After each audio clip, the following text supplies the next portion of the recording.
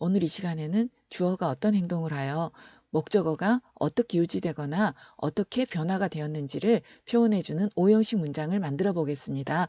그러나 이 오형식 문장을 만들기 전에 먼저 링킹 벌브를 활용한 문장을 알아보도록 하겠습니다. 그런데 링킹 벌브란 무엇일까요? 당연히 우리나라 말로는 연결동사란 뜻이 되겠죠. 그러면 무엇과 무엇을 연결한다는 것일까요? 가장 대표적인 연결동사인 비동사를 가지고 알아보도록 하겠습니다. I, 나, the children, 아이들, 제이슨, 그리고 제이슨을 대명사로 받는 he, 그리고 the apple, 그 사과가 있네요. 이때 비동사는 아무 의미가 없이 주어를 설명해주는 말과 주어를 묶어주는 역할만 하고 있어요. 그러면 주어를 설명해주는 말이 무엇이 있을까요? 첫 번째는 형용사가 있어요. 우리나라 말로 니은이나 리을로 끝나죠. 사람이나 사물의 속성을 나타내고요. 두 번째는 명사가 있지요. 그 사람이나 사물이 무엇인지, 누구인지를, 즉 정체성을 말해주는 것이죠. 그래서 연결동사인 비동사 뒤에는 이 형용사와 명사 외에는 다른 것은 나올 수가 없습니다. 그래서 각각 나는 학생이라는 사실과 아이들은 시끄럽고 제이슨은 축구선수이자 키가 크고 그 사과는 괜찮고 하는 사실을 이렇게 연결을 하겠습니다. 그런데 영어에서는 단어의 반복도 싫어하고 비동사는 너무 무미건조해서 이거를 감각동사로 많이 대체해서 쓰고 있어요. 감각동사에는 무엇이 있죠? 눈, 코, 입부터 내려오면 돼요. 눈으로 look, 보인다. 코로 smell, 냄새가 난다. 입으로 taste, 맛이 나다. 귀로 sound, 들린다. 손이나 마음으로 feel, 느껴진다가 있습니다. 그런데 이 감각동사 뒤에는 주로 형용사가 나와야 돼요. 그래서 첫 번째 문장은 그대로 두었습니다. 두 번째 문장은 그 아이들은 시끄럽게 들려요가 되겠고, 세 번째 문장은 제이슨에 대해서 설명을 하고 싶은데 이 감각동사를 활용하기 위해서 a soccer player, 축구 선수라는 명사 앞에 뭐뭐와 같은, 뭐뭐처럼 해당되는 전치사 like을 써서 다시 형용사로 만들어 주었어요. 그래서 축구 선수처럼 보여요라고 문장을 약간 다른 의미의 문장을 만들어 보았습니다. 그다음 그는 제이슨은 키가 커 보여요가 되겠고, 사과에 대해서 할 말이 많네요. The apple smells good. 사과는 좋은 냄새가 나요. 사과 표면이 매끄러운 모양이죠. 그래서 feel smooth, 매끄럽게 느껴져요라고 할 수가 있습니다. 그 외에도 The apple sounds crispy. 사각사각한 소리가 나요. 등 다양하게 활용을 할 수가 있겠습니다. 명심하세요. 감각동사 뒤에는 형용사가 나오고 명사를 꼭 쓰고 싶은 경우에는 의미는 약간 달라지지만 like 플러스 명사를 써서 뭐뭐처럼 보인다, 뭐뭐처럼 냄새가 난다, 뭐뭐처럼 맛이 난다, 뭐뭐처럼 들린다, 뭐뭐처럼 느껴진다, 이렇게 활용하면 되겠습니다. 그런데 비동사를 꼭 감각동사로만 바꾸는 건 아니에요. feel 대신에 추측이 좀 더 강할 때는 seem을 사용해서 뭐뭐인 듯하다를 써주면 되겠고, 그 상태가 지속이 되잖아요. 그런 경우에는 stay를 사용해서 뭐뭐인 채로 머물러 있다, 혹은 remain, 뭐뭐인 채로 있다라는 뜻을 사용해 주면 되겠습니다. become을 사용하면 상태가 변화하는 걸 나타낼 수가 있겠죠. 뭐뭐하게 되었다라는 의미로요. 그리고 감각동사하고는 다르게 이 표현들 뒤에는 명사가 나오기도 합니다. become 뒤에는 특히 많이 나오죠. 그런데 잠깐만요. 이 체인처럼 연결의 역할만 하는 비동사 뒤에 아무것도 나오지 않으면 문장의 의미가 없어지겠죠. 그런데 complete이란 단어 알고 있죠? 형용사로는 완벽한이란 뜻이 있고 동사로서는 완료하다, 끝마치다라는 뜻이 있잖아요. 이것의 명사형이라고 생각해도 좋아요. 보호라는 뜻의 compliment가요. 절대 compliment라는 단어를 외울 필요는 없어요. 그러나 영어 학습 중이나 영어 교재 속에서는 보호라는 표현도 자주 쓰고 이거를 약자로 C라고 많이 표현을 하거든요. 그래서 다음에 학습을 할 때 약자로 C라고 쓰여 있거나 보호라고 쓰여 있으면은 그게 무엇인지를 알아야 되겠죠. 그래서 다시 한번 정리할게요. 비동사나 아니면 이를 대체할 수 있는 다른 연결동사 뒤에서 문장을 완성시키기 위해서 사용하는 형용사나 명사를 보호라고 하겠습니다. 그리고 이 구조를 가진, 즉 비동사나 비동사로 대처할 수 있는 그런 동사를 가진 문장들을 우리나라 문법에서는 이형식 동사라고 부르고 있습니다. 그 외에 자주는 아니지만 가끔 이형식 동사로 쓰이는 단어들 중에 turn 같은 단어가 있어요. 색이 변화할 때 쓰는 표현이죠. turn red, 얼굴 같은 게 볼이 빨갛게 변했어요.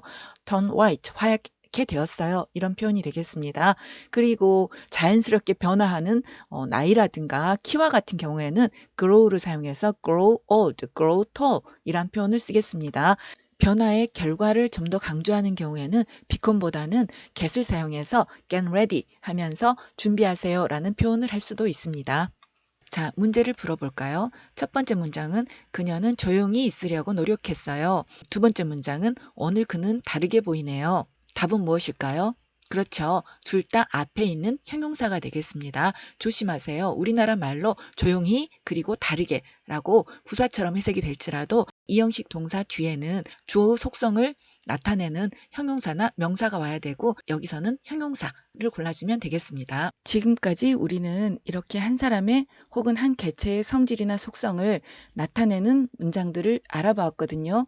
근데 사실은 우리의 일상생활에서는 이러한 속성이나 이러한 정체성을 갖도록 만들거나 유지시키거나 관찰한 사람들이 있거든요. 그래서 문장을 그 사람들의 입장에서 다시 한번 써보도록 할게요. 일단 주어를 she로 할게요.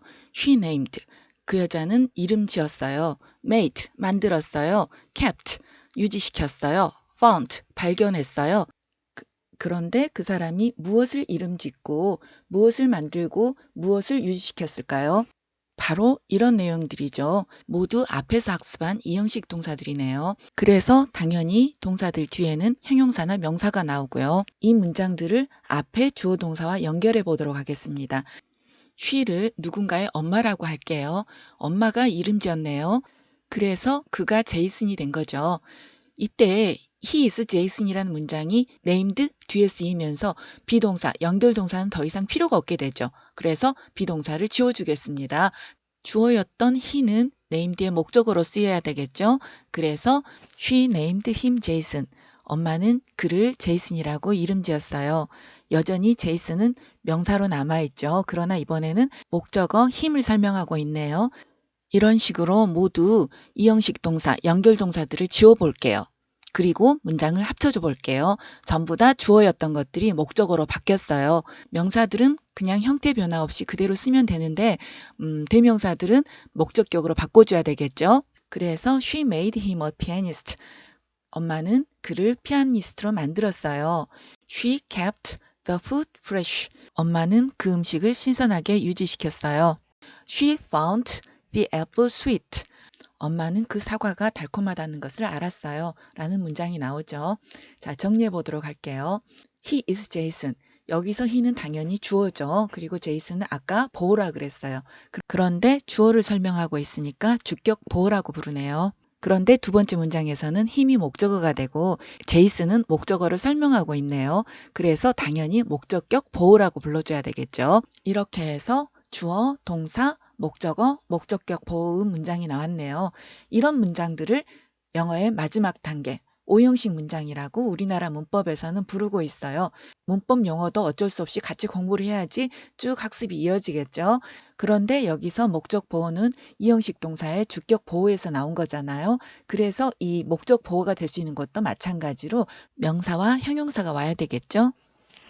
그래서 다음 문장에서 add, 넣으세요, some bleach, 약간의 표백제를 물을 깨끗하게 유지시키기 위해서 할 때 클리어가 될까요? clearly가 될까요? 우리나라 말로는 깨끗하게라고 표현되기 때문에 자칫 부사인 clearly를 고르기가 쉽지만은 형용사 clear를 써야 되겠죠. 이 형식 문장으로 고쳐보면 the water is clear가 되잖아요. 여기 진행형 문장 두 개가 있네요. He was running. 그는 달리고 있었어요. The baby was crying. 그 아이는 울고 있었어요.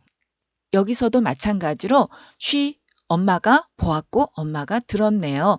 그래서 문장을 합쳐줄게요. 원리는 똑같아요. 비동사 지우고 he와 the baby는 목적어가 되겠습니다. 그래서 she saw him running. 엄마는 그가 달리고 있는 것을 보았어요. She heard the baby crying. 엄마는 그 아이가 울고 있는 걸 들었어요. 라는 문장이 나오겠습니다. 그런데 이 진행형 ing는 아직도 동작이 끝나지 않을 때, 즉 엄마가 보거나 들었을 때 아직도 달리고 있고 아직도 울고 있을 때 쓰는 거거든요. 근데 엄마가 달리고 있는 현장을 모두 다 봤다면, 그리고 그 아이가 울고 있는 것을 끝까지 지켜보고 더 이상 울지 않게 되었다면 어떻게 할까요? 그때는 진행형이 아니라 동사 원형을 써주면 돼요. 보다 정확히 이야기하면 동사 원형이 아니라 원형 부정사인 거죠.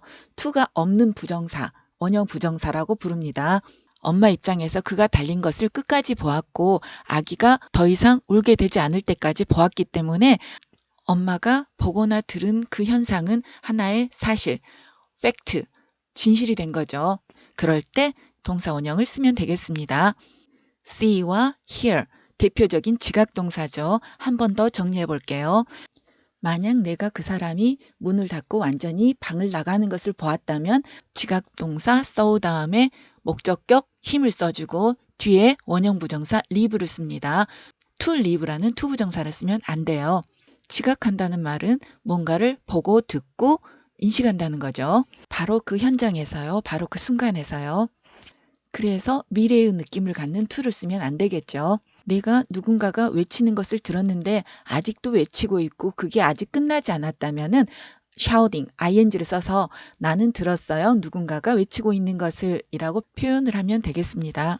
이렇게 목적어와 목적격 보호가 원래는 주어 동사의 관계에 있다는 것을 생각하면 직독직해를 할 때 조금 더 도움이 되겠죠. 엄마는 보았고 그는 방을 떠났어요. 나는 들었고 누군가는 외치고 있었어요. 라고 풀어보면 조금 더 의미 파악이 쉬워지겠죠.